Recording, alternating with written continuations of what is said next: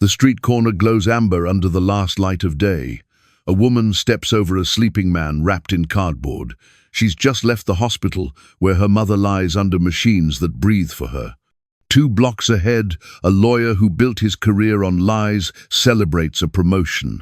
The rain will fall on both, but only one will question why. This is the oldest wound. The good suffer, the cruel prosper. And somewhere between rage and resignation, you ask if the universe is blind or simply cruel. Today, you'll hear an answer that doesn't comfort quickly, but illuminates deeply. You'll discover why virtue sometimes feels like an invitation to pain, why the heart that opens seems to catch more arrows, and why the Buddhist understanding of suffering reveals not cosmic injustice, but something far more subtle. A law that operates whether we see it or not. A web of causes that extends beyond what any single life can measure. Here is the map.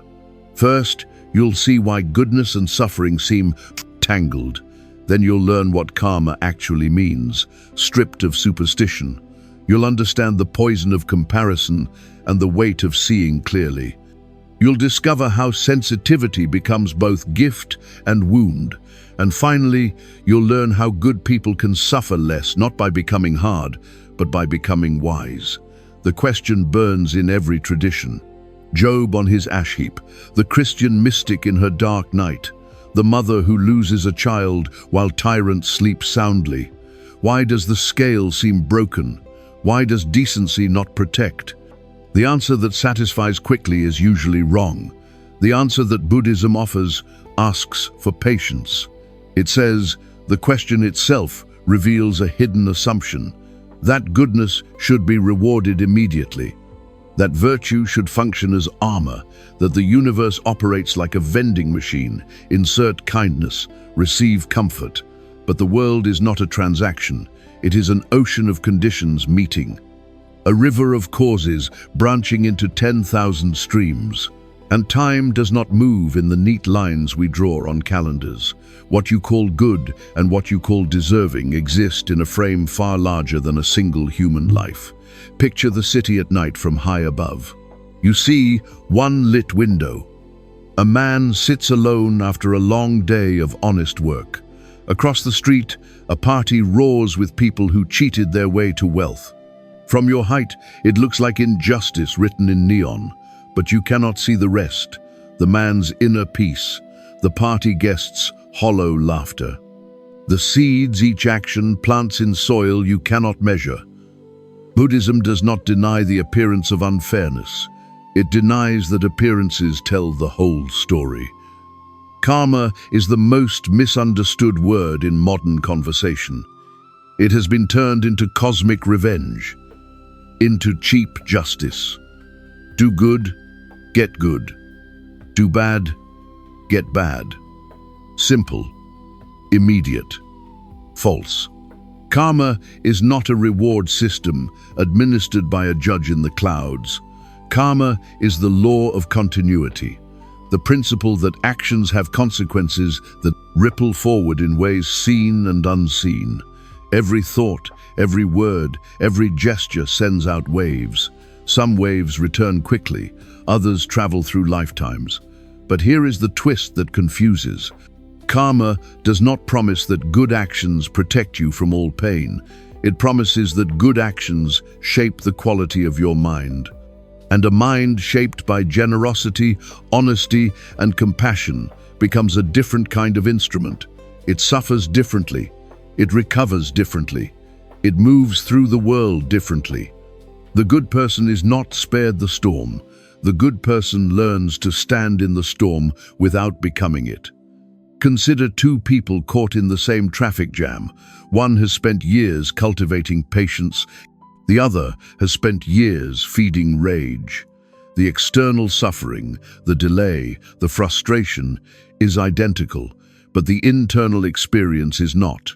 One breathes, the other boils. One arrives tired, the other arrives poisoned. Karma is not about the traffic.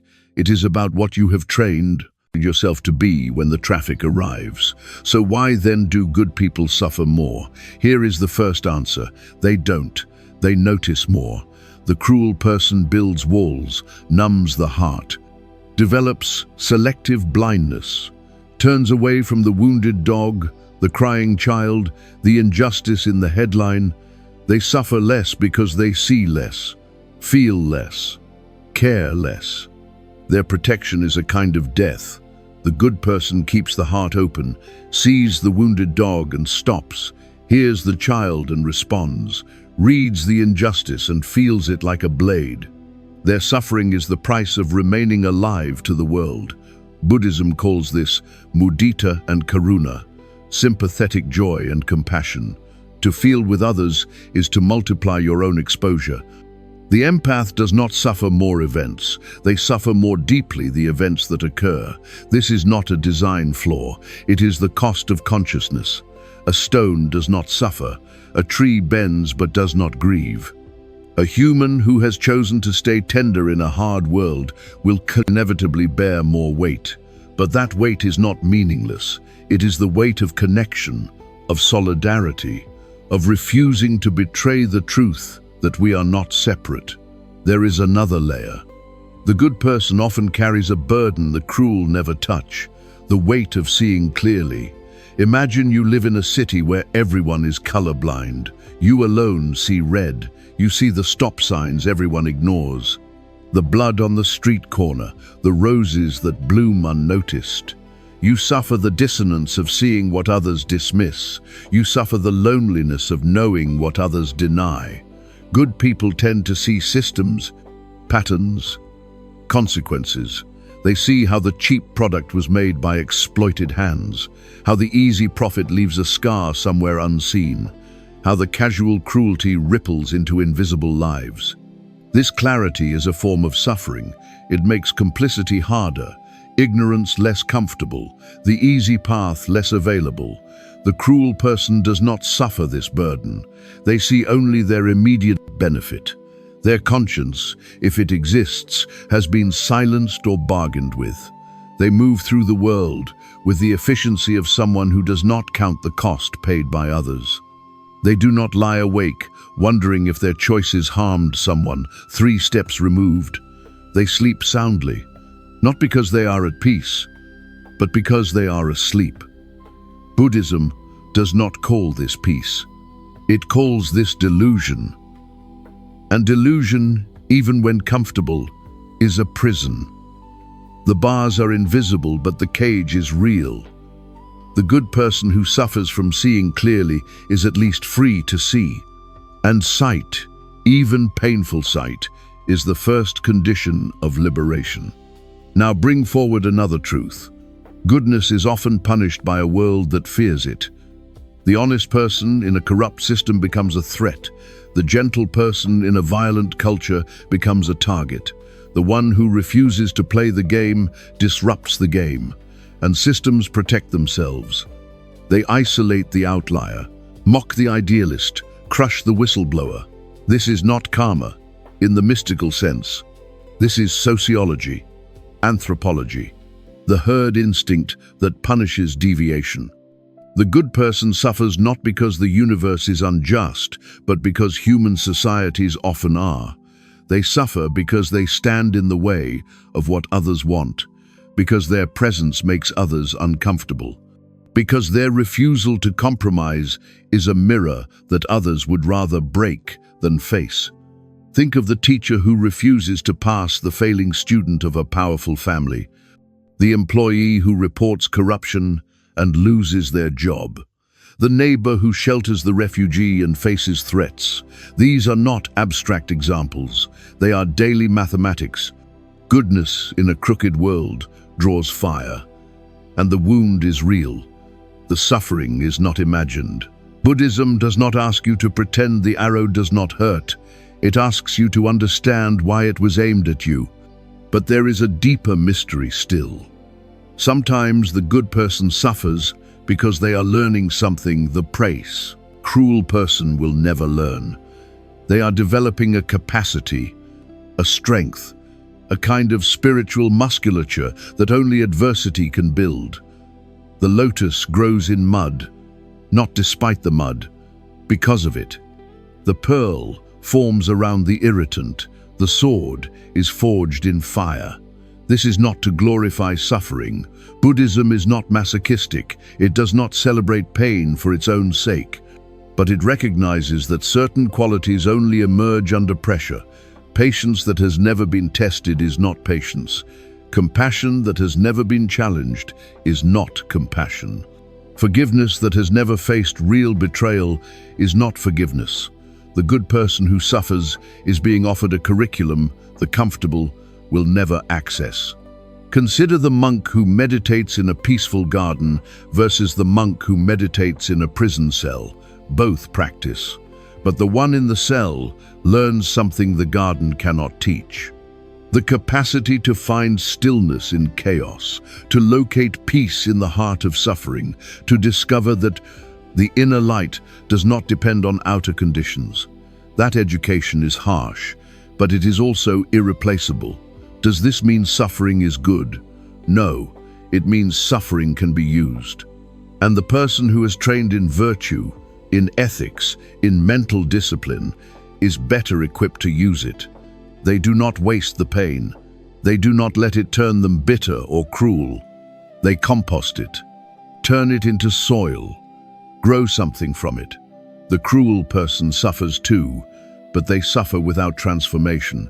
Their pain hardens them, narrows them, confirms their worst beliefs about the world. The good person suffers and asks, what can I learn? How can I grow? Who else is suffering this way, and how can I help them? That is not naive optimism. That is sophisticated spiritual practice.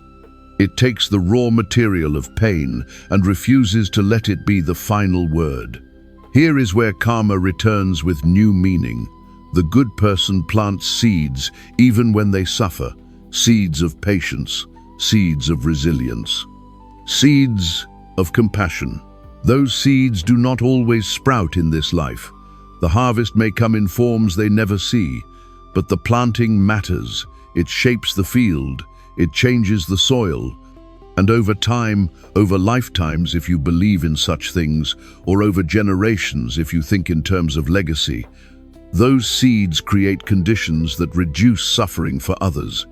The cruel person plants different seeds, seeds of distrust, seeds of harm, seeds of separation. Even when they prosper in the short term, they are preparing a bitter harvest, not as punishment from above, but as consequence from within. The world they create with their actions is a world that will eventually turn on them, or on their children, or on the systems they depend on. Cruelty is unsustainable. It devours itself. So the question shifts. Not why do good people suffer more, but what do good people do with suffering that the cruel cannot? And the answer is they transform it. They metabolize it. They refuse to pass it on as poison. This is the hidden power of goodness. It breaks chains. It interrupts cycles. It says the harm stops here. But Buddhism is realistic. It knows that understanding does not eliminate pain. Knowing why you suffer does not make the suffering vanish. So practice offers tools, not to escape the reality of suffering, but to change your relationship with it. To suffer consciously instead of blindly. To suffer without adding extra layers of story, resentment, or self-pity. One tool is the practice of the second arrow. The Buddha spoke of this clearly. The first arrow is pain. It strikes. It hurts. You did not choose it. But the second arrow is your reaction. The story you tell. The bitterness you cultivate. The comparison with others who seem to suffer less. That second arrow you shoot yourself.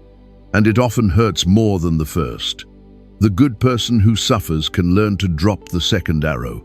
To feel the first pain fully, honestly, without decoration, and to refuse the spiral of why me? It's not fair. I don't deserve this. Another tool is equanimity. That beautiful word that sounds distant but is actually immediate. Equanimity is not indifference. it is balance. The capacity to feel without being destroyed by feeling, to see injustice without being consumed by rage, to experience loss without being defined by loss. It is the difference between the tree that breaks in the storm and the tree that bends. Both are struck, only one survives. Equanimity is trained. It is not a personality trait you are born with. It is a muscle you develop through practice, through meditation, through deliberately exposing yourself to small discomforts and learning to stay steady, through watching your mind create stories and learning to question them. The good person who suffers has access to this training.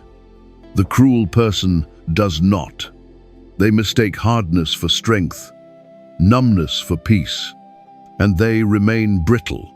And there is metta, loving kindness, the practice of wishing well even to those who harm you, not because they deserve it, but because you deserve not to carry hatred. The good person who suffers can train the heart to remain soft, to say, "May you be happy, may you be free," even to the one who caused the pain. This is not weakness, this is mastery. It takes the fuel away from resentment, it turns the fire into light. None of this is easy. Buddhism does not pretend otherwise. It does not offer spiritual bypassing. It does not say smile through the pain or pretend it doesn't matter. It says feel it fully, name it accurately, and then work with it skillfully. Use it as the raw material of awakening. One more angle must be spoken. Sometimes the appearance that good people suffer more is simply the visibility of their suffering. The good person does not hide, does not pretend, does not perform invulnerability. They admit when they are struggling. They ask for help. They let the wound show. The cruel person suffers too, but in secret, behind closed doors, in addictions, in rage, in the hollow echo of a life built on lies. Their suffering is private or denied, but it is there. The good person's willingness to be vulnerable makes their pain visible, and visibility is often mistaken for exceptionalism. You see their tears and think they cry more. You do not see the hidden tears of the one who built walls so high no one can see inside. Suffering is more democratic than it appears. The difference is not in the amount, but in the honesty. And here is a final twist. The good person who suffers often generates more goodness because of it. They become the friend who understands, the counselor who has walked the path, the voice that says, "I know because I have been there." Their suffering becomes medicine for others. Not in a transactional way, but in an alchemical one.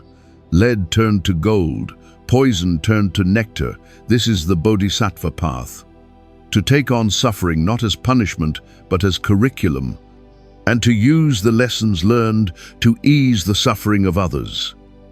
Does this mean you should seek suffering? Absolutely not. Does it mean you should tolerate abuse or injustice? No. Buddhism is not passivity. It teaches right action, boundaries, speaking truth, defending the vulnerable.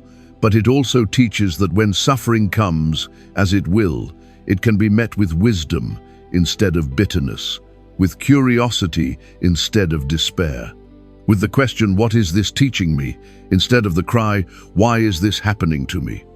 The city continues to turn. The woman visits her mother. The lawyer drinks champagne. The rain falls. And somewhere in between, you stand. You who have tried to be good. You who have felt the weight of it. You who have wondered if kindness is a curse. The teaching today does not say you are wrong to feel that. It says you are feeling the truth of a world in flux, a world where cause and effect play out across scales you cannot fully see, where your goodness matters even when it costs you, where your suffering, if met with wisdom, becomes the very thing that deepens your humanity. You are not a fool for remaining good. You are not naive. You are planting seeds in soil others have given up on. You are keeping a flame lit in a wind that wants to blow it out, and that is not weakness. That is the oldest form of courage. Share this teaching with someone who carries the same question. Subscribe so we walk this path together. And when the weight feels too heavy, remember the lotus. It does not curse the mud. It uses it to bloom.